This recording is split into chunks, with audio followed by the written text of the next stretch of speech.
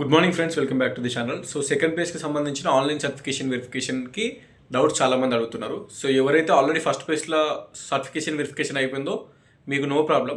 Second పేజ్లో first time online certification verification చేసుకునేటోళ్ళ దగ్గర డిగ్రీ అనేది మీ దగ్గర లాంగ్ మెమోస్ లేకపోతే అక్కడ కన్సాలిడేటెడ్ మెమో దగ్గర నో అని పెట్టండి.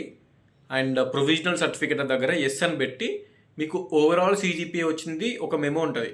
ఇప్పుడు మీరు రెగ్యులర్గా పాస్ అయితేనేమో 6th సెమిస్టర్లో ఓవరాల్ CGPA అని ఉంటుంది. CGPA ఓవరాల్ CGPA మీకు డిగ్రీ మొత్తంలో ఎంత GPA వచ్చింది అని ఉంటుంది. సెమ్ వైజ్ మెమోస్ కాకుండా ఆ ప్రొవిజనల్ సర్టిఫికేట్ దగ్గర దాన్ని అప్లోడ్ చేయండి.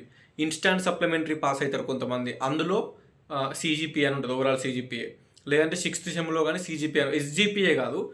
SGPA అంటేనేమో మీకు సెమ్కి వచ్చిన GPA SGPA.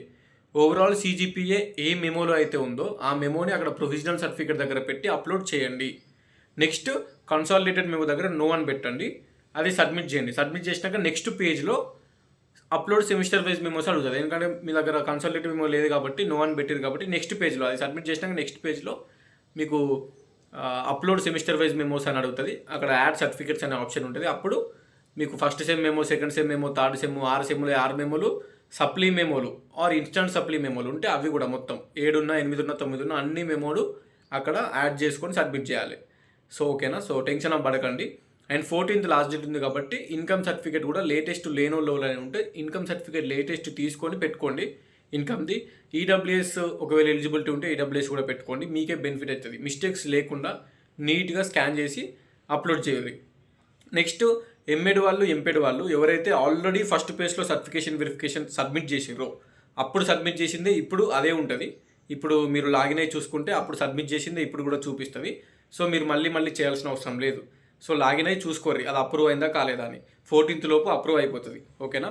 ఇప్పుడు ఎంపెడ్ వాళ్ళు, ఎంఎడ్ వాళ్ళు అడుగుతున్నారు నన్ను, అన్న ఫస్ట్ పేజ్లోనే మేము ఆల్రెడీ సర్టిఫికేట్లు అప్లోడ్ చేసినాము అని చెప్పేసి. సో వాళ్ళు ఎవరైతే ఫస్ట్ పేజ్లో అప్లోడ్ చేసిర్రో ఇప్పుడు మీరు లాగిన్ అయితే మీకు అదే చూపిస్తుంది, సబ్మిటెడ్, వెరిఫైడ్, అప్రూవ్డ్ అని చూపిస్తుంది. సో ఫస్ట్ పేజ్లో సబ్మిట్ చేసినాయే ఇప్పుడు మీకు అప్రూవ్ అయిపోతాయి.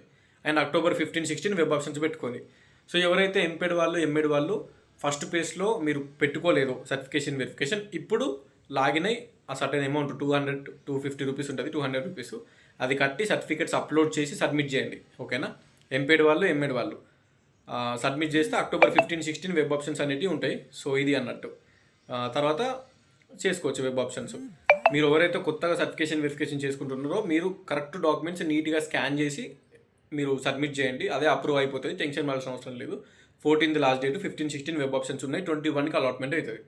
అండ్ ఆల్రెడీ ఫస్ట్ పేజ్లో సర్టిఫికేషన్ వెరిఫికేషన్ చేసుకున్న వాళ్ళు ఎవరైతే ఉంటారో మీరు డైరెక్ట్ వెబ్ ఆప్షన్స్ పెట్టాలి.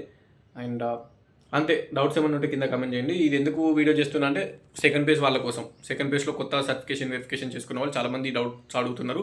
అండ్ ఈరోజు ఒక సిస్టర్ ఫోన్ చేసింది, నిన్న కూడా ఒక సిస్టర్ ఫోన్ చేసింది. ఇద్దరు సేమ్ సిచ్యువేషన్, మీ సేవలో ఉండి ఫోన్ చేస్తున్నారు. ఆ మీ సేవ వాళ్ళకి, నెట్ సెంటర్ వాళ్ళకి కూడా అది తెలియదు కదా ఎగ్జాక్ట్గా. సో వాళ్ళకి క్లారిటీ ఎక్స్ప్లెయిన్ చేస్తే అప్పుడు వాళ్ళు సెమిస్టర్ వైజ్ మెమోస్ ఇట్లా అప్లోడ్ చేయండి, కన్సల్టేటివ్ మెమో దగ్గర నో పెట్టండి, ప్రొవిజనల్ సర్టిఫికేట్ దగ్గర ఓవరాల్ CGPA ఉన్న మెమో పెట్టండి.